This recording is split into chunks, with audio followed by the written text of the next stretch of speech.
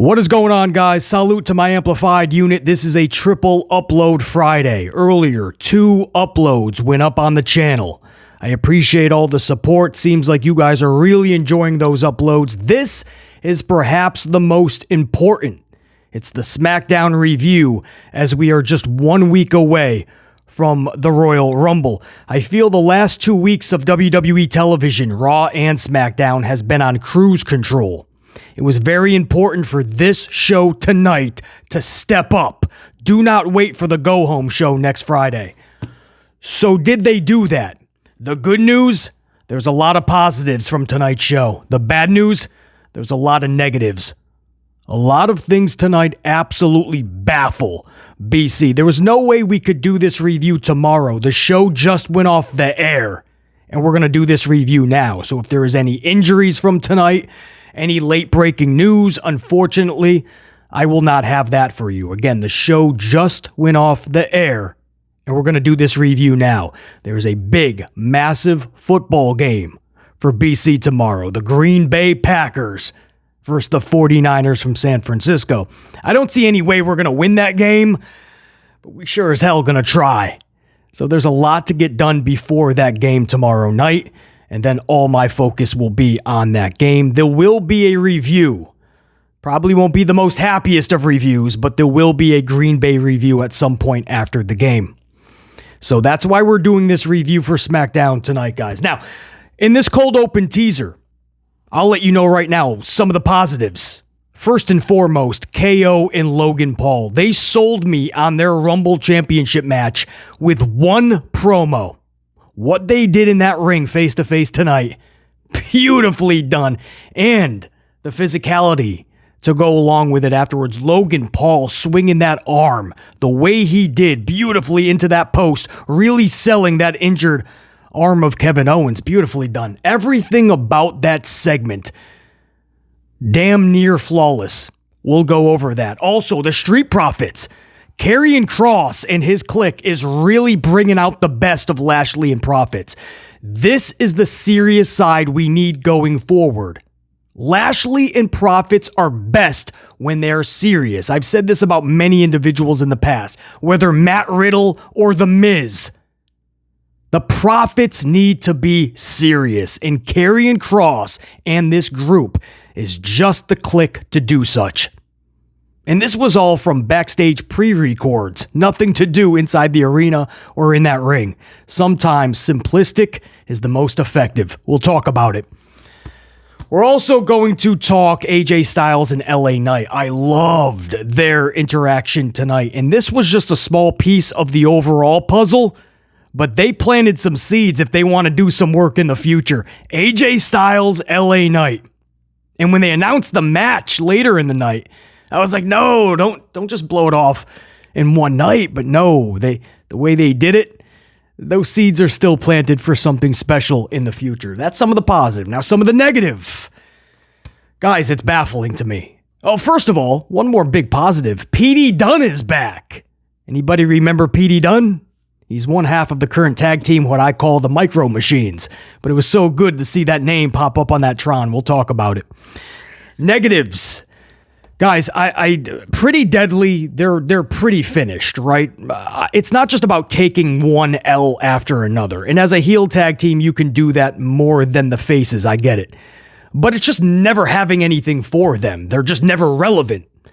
So when you're irrelevant and you're eating up one L after another, and you're this new, good luck trying to dig yourself out of that hole. The company is really putting Pretty Deadly in a really bad spot. The only 2 individuals even worse than Pretty Deadly tonight, Alba Fyre, Isla Dawn. Unholy union. They're absolutely DOA, dead on arrival. They're done. They've lost their last 9 matches for the main roster, dating back to like June of last year. Then they get injured. They're away for a few months. They come back and they're right into another 2-minute L. That's no BS. That's not BC exaggerating. A 2-minute match and a quick loss. They're 9th in a row, as I said, and this is back from injury. This is the best you had during their time off. There's a lot of people that still don't know a lot about Isla and Alba. And guess what? After tonight, they don't care to know anything more about him. And it's pretty clear the company just doesn't care about them anyway. They were supposed to be stepping stone jobbers from the jump, and unfortunately, that's what Alba Fyre and Isla Dawn will be going forward, because there's no way they're going to be able to dig themselves out of this hole. WWE is already on to the next match anyway for Carter and Chance, Kabuki Warriors. That was rough for them, for those young ladies. They've been through a lot the past several months, and to come back to this, that was rough. We'll go over it. And the biggest befuddlement from tonight, somebody we all respect, Randy Orton. No way on this planet should Randy Orton have done what he did to Solo Sikoa tonight. And if you didn't see the show, Randy Orton, right, we'll go over it, but there's no reason to tease this any further. Randy Orton defeated Solo Sikoa via pinfall tonight. 1 RKO. 1. It's like that time at WrestleMania when Bray Wyatt, who was on top of the world, one of the biggest pops in WrestleMania history, when Alexa Bliss was on that Jack in the Box looking down at Wyatt, Wyatt's looking at Alexa Bliss, the crowd erupted. And then Bray turns around, eats 1 RKO, and Orton wins. It was like, wow, you have to call an audible, or so you can't end like that. Solo Sikoa, guys. John Cena gave Solo Sikoa the key to the kingdom, right? He didn't just beat John Cena. John Cena just didn't do the deed for Solo Sikoa. John Cena gave Solo all of the keys that he has assembled on his little keychain throughout his entire career. He handed the entire key set to Solo Sikoa when he allowed Solo to beat down John Cena to oblivion. All of that momentum that John Cena gave to Solo was squandered by WWE the last several months. They did nothing with Solo. And not having Roman Reigns on the shows greatly hurt the bloodline in Solo. There basically is no bloodline because Roman's never there, so you basically just have a tag team. Jimmy Uso and Solo Sikoa. Pretty damn boring, if you ask me. So all of the momentum that John Cena gave to Solo and the company said, no, thank you. We don't know what to do with Solo. So all of that stock has been devalued. So now Solo's in this next big match with Randy Orton. Coming off of what he did to John Cena, to have Randy Orton give him 1 RKO, and he is done. That was absolutely one of the biggest botched calls you could have possibly come up with. That's why I didn't like this match from the jump, because I had a feeling the company would do something like this, that HHH would do something like that. Randy Orton shouldn't be losing flat on his back looking up at the lights. Trust me, I get it. But neither can Solo Sikoa. There's no way. Or as Vincent Kennedy would say, no chance in hell Solo can lose this match, let alone the way that he did. But there's just no way that you would possibly, or could possibly, or should possibly book Solo Sikoa to lose this. Guys, the stock that John Cena gave to that company, and to Solo more specifically, and then to turn around and do this, Solo just became 50-50 booked, average AF. There's no reason to care about Solo. What he did to Cena, the wrestling world went, whoa, he's on the map. And just like that on a television show, Randy Orton, in 8 minutes, says, you're done. What you did to Cena was a fluke. And there was a lot more too, guys. There's a lot to get to, as I said. I know it's going to be pretty late by the time this gets out to you, so I'm going to jump right into the review. That was a long, cold open teaser, but I had a lot to say in the cold open. What can I say? So hopefully I'll keep the actual review a little bit more, I'll tidy it up a little bit. We started this show, again, this is SmackDown 1 week away from the Royal Rumble. Starting on Monday Night Raw, those are the go-home shows. So this is important. You want to set those go-home shows up pretty damn good. So 1 week away from the Rumble, this is the 19th of January's Friday Night SmackDown from Atlanta, Georgia. We start with the contract signing. Pretty big. I thought they would just start the show with the 6-man tag, LWO, LDF, Escobar and his boys versus Carlito and his boys. Get the crowd watching a spot fest and yelling, "This is awesome!" All right, that's how I thought they would start off. No, They just let this title match build, breathe, right? The contract signing, the first 25 minutes of this show, everybody just let this build, right? I love this. There's pay-per-views, and there's plenty of chances throughout the 2 and even 3 hour shows on Monday night to have wrestling matches. But these shows should be building stories, which means a lot of microphones should be in hands. A lot of backstage segments. Have some brawls in the parking lot. Have somebody jumping off the roof for all. Somebody's trying to run somebody over with a monster truck. Somebody has stolen somebody's title and thrown it over the bridge into the river. I don't care. It's a TV show. It's entertainment. And that's what we all fell in love with pro wrestling. It's a wacky world. There's going to be plenty of time for the matches and the wrestling. We get it. Build characters, build storylines. This is simplistic, but I always say sometimes simplistic is effective. So you have everybody come out for this contract signing. First and foremost, AJ Styles was out there, followed by LA Knight and then Randy Orton. All of them pretty quickly signed the contract. They're not wasting any time. Get Roman out here. Let's make this official. Instead, they get Paul Heyman. Heyman comes out. He says, Mr. Nick Aldis, as you can see, we just got to the arena. There was no way we had enough time to go over that contract. Thus, Roman Reigns will not be signing that contract tonight. So Nick Aldis had a great response, and I quote, Nick Aldis says, "That's fine. I have 3 signatures, so I'll simply make this a triple threat for the vacated championship." So Paul Heyman's like, whoa, let's talk about this. Heyman tells Aldis to rethink that decision, or he's going to upset Roman Reigns. At this point, LA Knight has had enough with Paul Heyman, so he tells Heyman, and I quote, to shut the hell up. He then says, LA Knight says, this should have been a one-on-one match. He feels he got screwed over at Crown Jewel. Join the club, right? It's like one of those supermarkets when you're at the deli trying to get the meat and you have to pick one of the numbers and you wait for your number to be called. Take your spot in line because pretty much everybody has been screwed over by the bloodline in a Roman Reigns match. But he says this should have been a one-on-one match. And here Randy Orton and AJ Styles, both, they just come back after having all this time off, and they get to jump the line straight into a title match. Now, first, BC was thinking, shh, do not tell TK this. He will absolutely throw a fit. If you know, you know.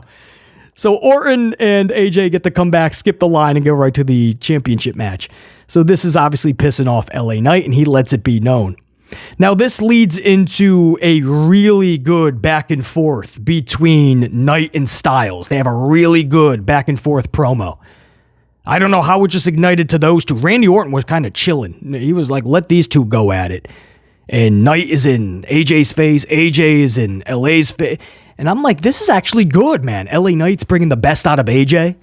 And because even after all these years, AJ has never been known as somebody that rocks the mic. He can put together some really good promos, but he's never known to be a talker. AJ Styles is literally one of the best pound for pound, technical to high flying, actual move for move type wrestler, right?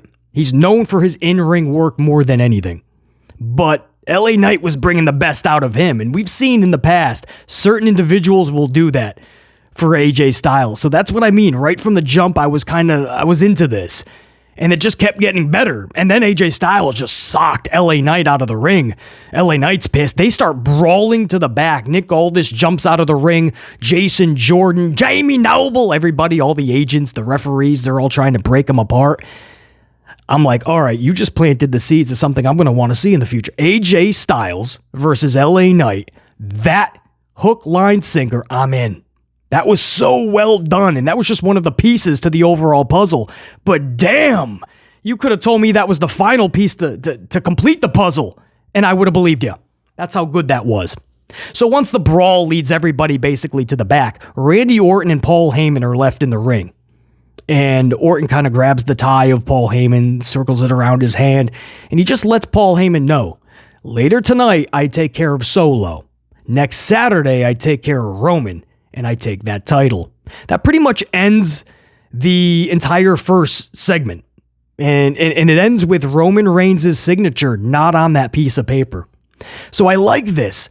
A lot was built for next Saturday's title match, but you still have enough question marks. You still have that cliffhanger that needs to be solved by the end of the night. Roman's signature needs to be on that paper. Again, simplistic, yet effective. Love it. And again, it took like 25 minutes. You just let these things breathe. There's going to be wrestling, guys. Everybody relax. You're going to have the 6-man spot fest coming up. You'll have a chance to go, this is awesome. You'll get the chance to see all the wrestlers bounce around the ring like you're a cat and they're the toys. And you're just like, oh, yeah, right? You ever put the toy in front of the cat and you're like, well, you get to watch a wrestling match like that in a minute. But let these title matches, let them breathe. Let there be substance to them, right? Build an actual story. And you do that by getting your audience to care, get invested, be captivated by what they're about to see later in the night and next Saturday. Can you tell I really liked that first segment? Really liked it. Could we have done even more? Absolutely. Could we have done worse? No doubt. So I'm going to take that. That's a good way to start the show, and it sets up the cliffhanger for later in the show. Somehow, Roman's signature has to get on that piece of paper. Now, the first match of the night is going to be LWO versus LDF. This is going to be Carlito's boys versus Santos's boys. This is a spot fest as expected, which laughably, I gotta say, laughably ends with a roll-up. All those moves completely no-sold for 10 straight minutes, right? That's a spot fest.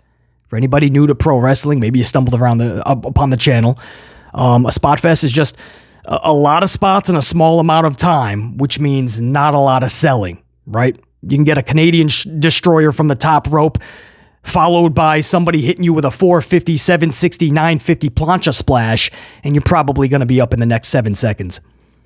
So for 10 straight minutes, we have this spot fest, nobody's selling anything, and it ends with a simplistic fruit roll-up. You can't make it up. I literally had to laugh. I'm like, yeah, that's WWE right there, man. That's WWE in a nutshell. Santos rolled up Carlito for those keeping track on your scorecards. Santos Escobar kind of sneaked in at the end while Carlito was firing on all cylinders, and he just scoops up Carlito for the roll-up 1, 2, 3. So again, this was just laughable, just the way that it all went. I don't know. I'm not a big fan of these type of matches. You guys know that. That's not wrestling to me. I'm old school. I can just have a match that's 10 to 12 minutes of punches, kicks, body slams, clotheslines. And as long as I care about the characters to another level, and it's going to lead to something really good, right? There's some stories at play. That's all I ever needed. That's why back in the day, I'm talking back in the 80s, what was called superstars of wrestling, you would just have the actual superstar, right? The guy that everybody knows, against a straight jobber, like local enhancement talent from the local bingo hall. But you would be captivated because you cared that much about the superstar and you just wanted to see him whoop some ass. And then you also knew that by the end of that match or post-match, whoever he's in a feud with, or maybe it's going to begin a feud, but something's going to happen after the match. So you were just always invested. So that's all I needed, right? A superstar versus a jobber. 6 minutes of superstar beating the heck out of jobber and something awesome at the end. That's simplistic yet effective. Nowadays, you can have a 10, 15, 20-minute spot fest. I'll forget about it immediately. I'll laugh through it, and then I'll forget about it immediately when it's over.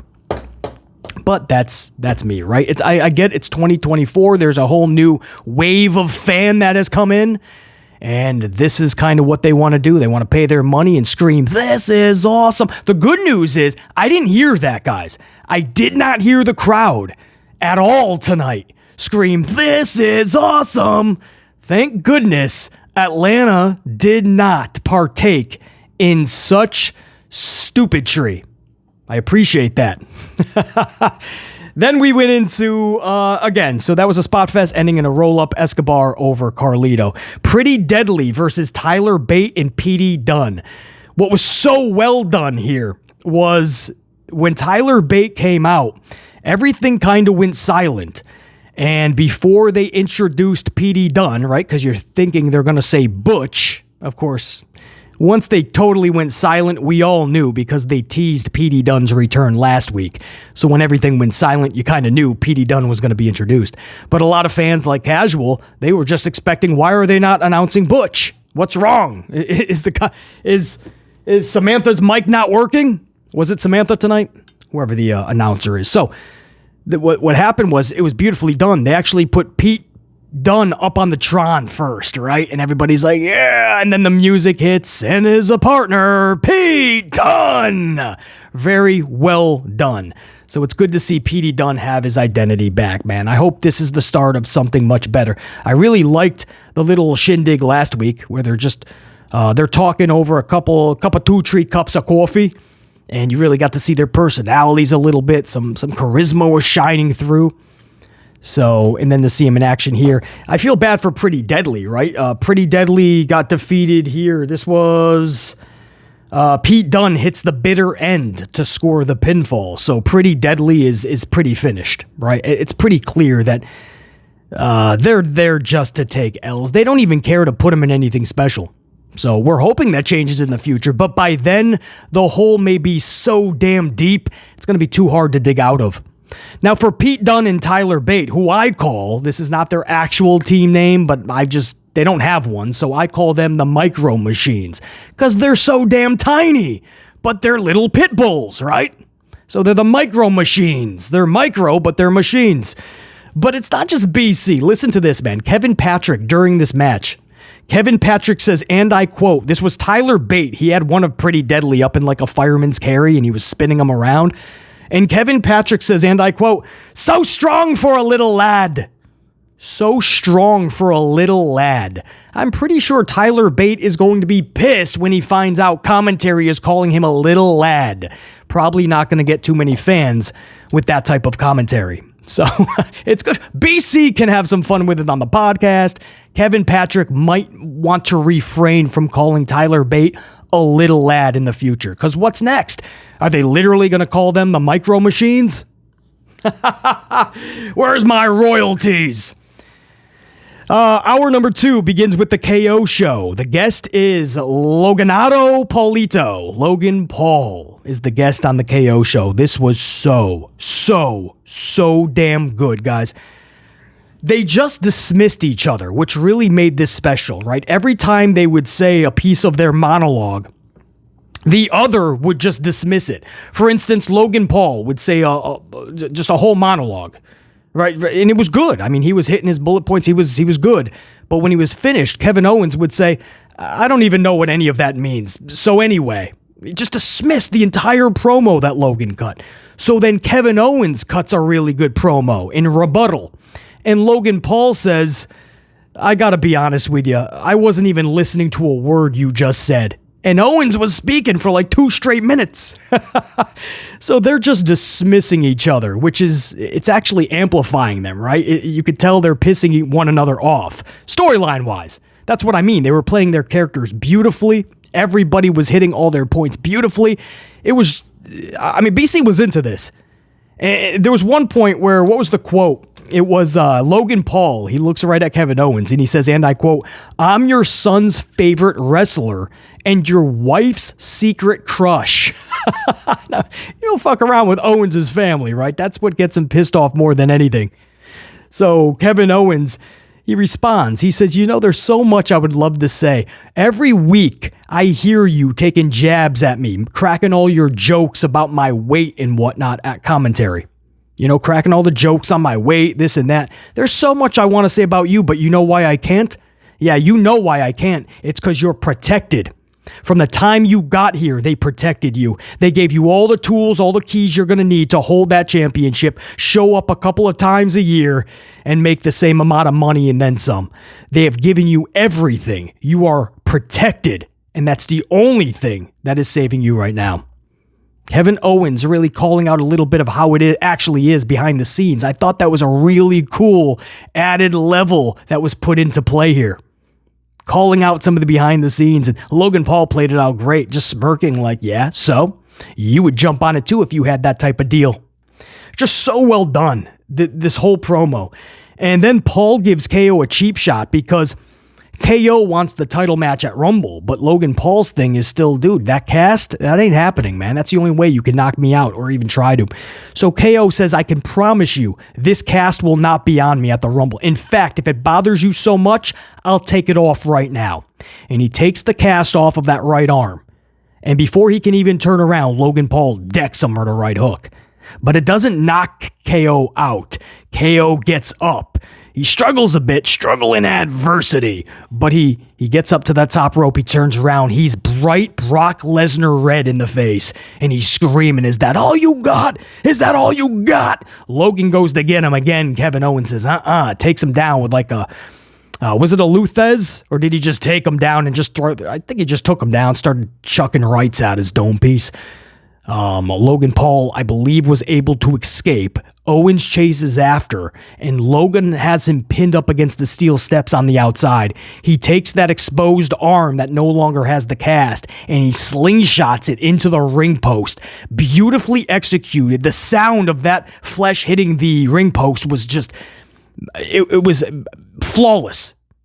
The way that it was all presented, you would think that Logan Paul has been doing this as long as KO, 25 years. Wild. Everything about these two was just next level. So I gotta tell you guys, in one promo, I'm sold on this match for Royal Rumble. So I know BC's not the only one. Really well done by both these dudes. Again, maybe you expect that from KO. He's a consummate professional, 25 years in the business. It's Kevin Owens. But Logan Paul continues to impress as well. Takes two to tango. Both are going to get the praise. Next up was a tag title match. This was Carter and Chance, the female women's tag title holders. They were taking on the challengers Unholy Union, Alba Fyre, Isla Dawn.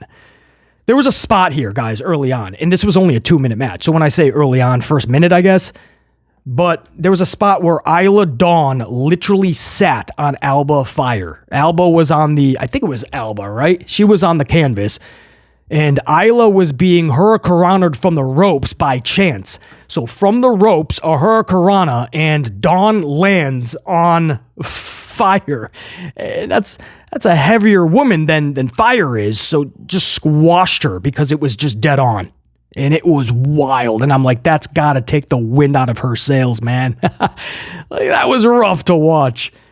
And then 60 seconds later, it got even worse for Unholy Union. 60 seconds later, Carter and Chance defeat Unholy Union via pinfall.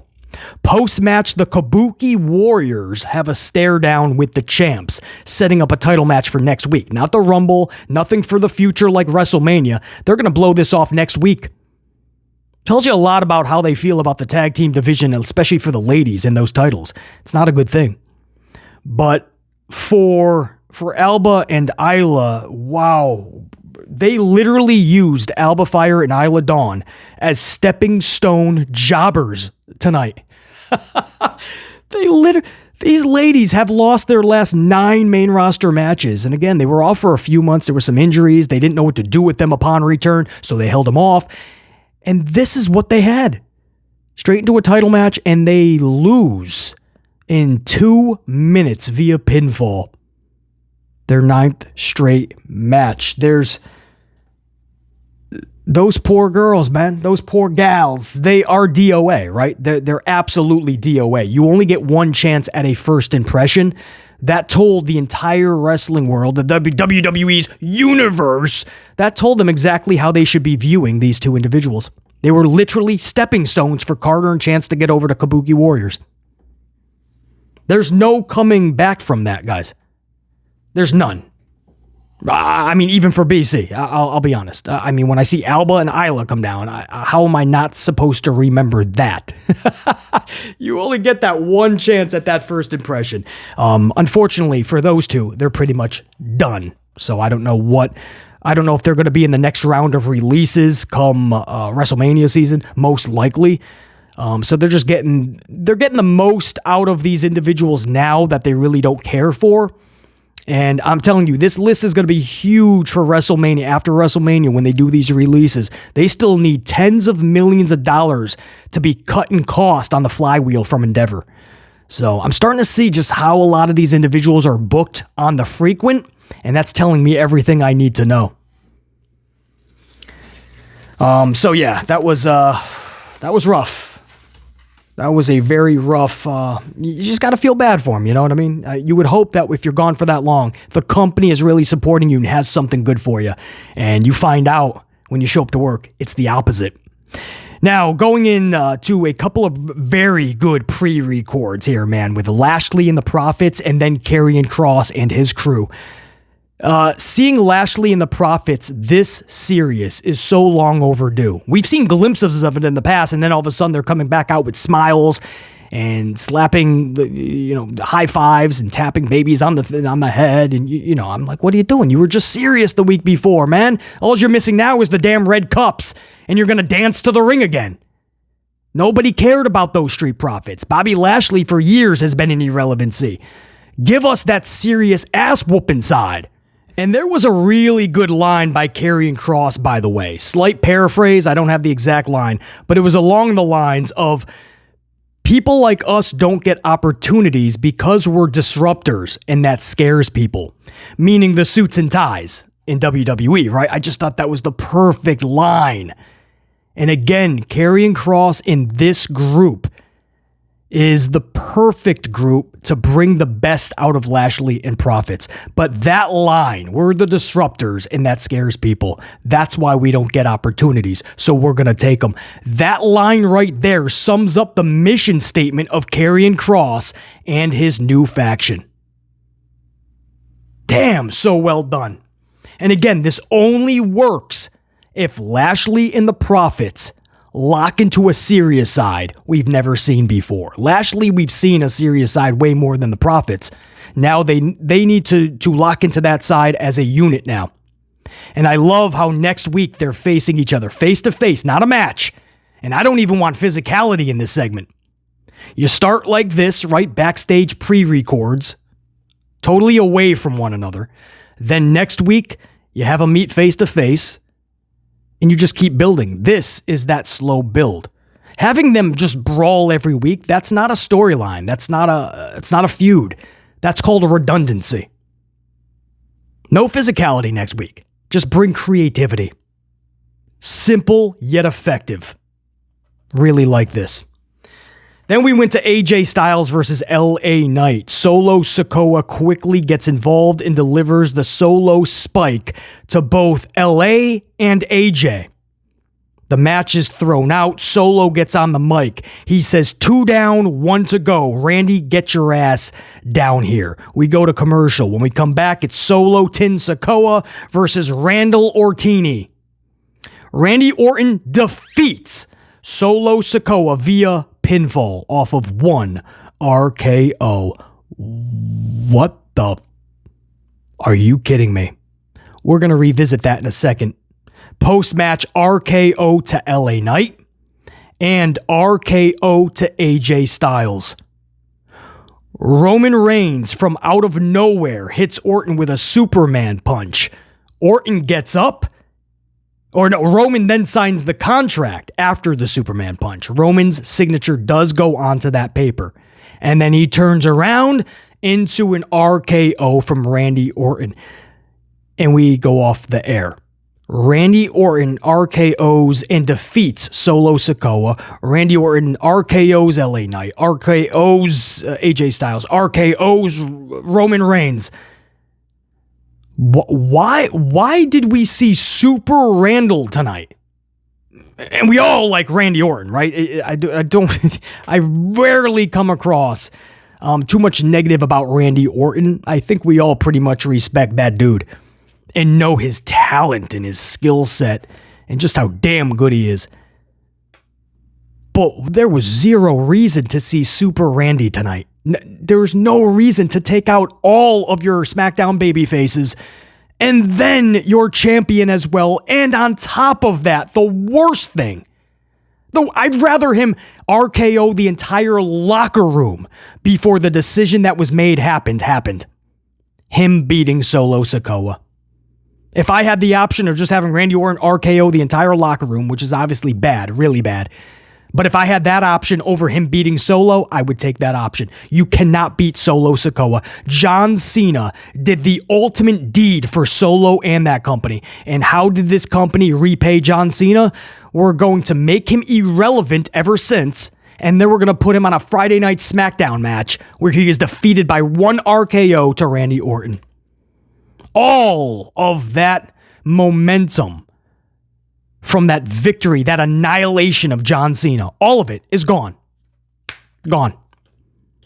For me, definitely, right? Solo Sikoa has seemed irrelevant for the longest time after the John Cena annihilation. I was so high on Solo. I'm like, this is it.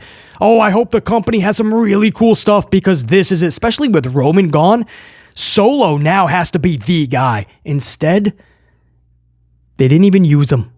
And when they did, he was just with Jimmy like a bootleg Uso tag team. I didn't know what they were doing. It was sad, actually. And then they throw him in this match with Randy, and I'm like, all right, well, as long as none of them actually lose, right? Randy Orton should not be flat on his back looking up at the lights. No way. And there ain't no way Solo can.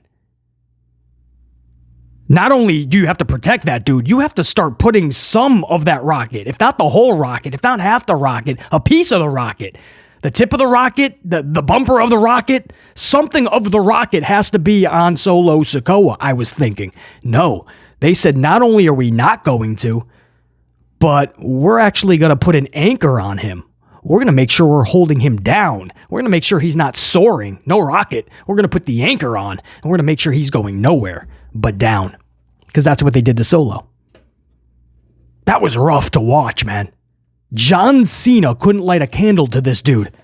Randy Orton in 8 minutes RKOs him and Solo's seeing sheep in his sleep. I'm baffled by that decision, but I shouldn't be, right? Paul Levesque McMahon does these type of things always. You guys have to get used to it. It's not just what you saw from Austin Theory last year. Was it last year? Or was it the year before? The Money in the Bank briefcase thing that Levesque McMahon basically all but took credit for, as if that was a good thing. Cashing in on a mid-card title and losing, by the way, in the middle of a Monday Night Raw. That was his cash-in for the briefcase. That's just one of many botches. The Cody Rhodes Audible, that was called, which Paul Levesque McMahon did take full credit for. And he's laying down next to a rubber chicken instead of hoisting up a champion. And now, because of that, we have this whole dilemma of, oh no, now there's so many people and Cody still has to finish a story, but what about all these other people? We should have just got this done last year. Damn it, Levesque McMahon. This is what he does, though. He does not just tiny botches, booking-wise. He does massive booking botches. That's his MO. I've tried to prepare you guys. You're going to see a lot more of these massive booking blunders from Levesque McMahon. It's going to happen. You're seeing it left and right. You saw another one tonight. So this show did have positives, some damn good stuff to get BC excited for what's to come. But there was some negatives that I just can't comprehend. And no matter how much time I have to put thought into it, I don't think I'll be able to comprehend these decisions. I don't think it's comprehensible. It's that unacceptable.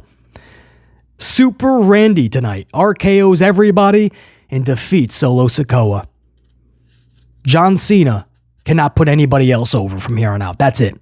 He's thinking about his exit strategy. We talked about it in the last upload, correct? Or was it 2 uploads ago? 2 uploads have already been up on the channel.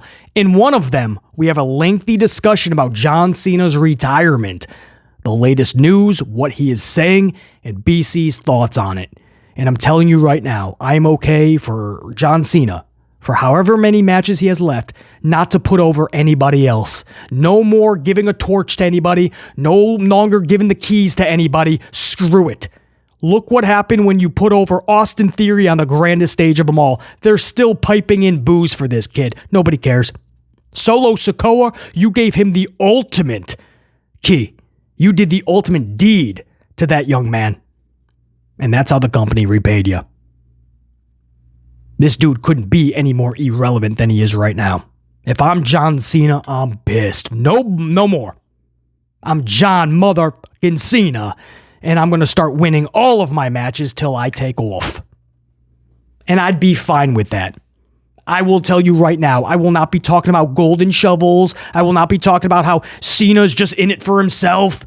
He won't put anybody else over. No, I will be absolutely glad because I do not blame him one bit the way this company has him going out in his final matches, losing to everybody and not doing anything with those victories for whoever's beating him, whether it's a Theory or a Solo tin. Enough. Super Randy tonight. As a Randy supporter, that was a little much. And by little, I mean a lot much. Let's tone it down on Super Randy. And as far as Solo Sikoa, I would say you better start booking him better. But unfortunately, like a lot of talents I saw tonight, they may be too badly damaged for recovery. Unfortunately. Guys, that's what I got for you. 1 week away from the Royal Rumble. Some good positives tonight. Some pretty drastic negatives. But at least it was a show. It was a lot better in terms of caring about it than the last 4 WWE shows. Easily the last 2 SmackDowns. So this one brought a little bit more life to it at least.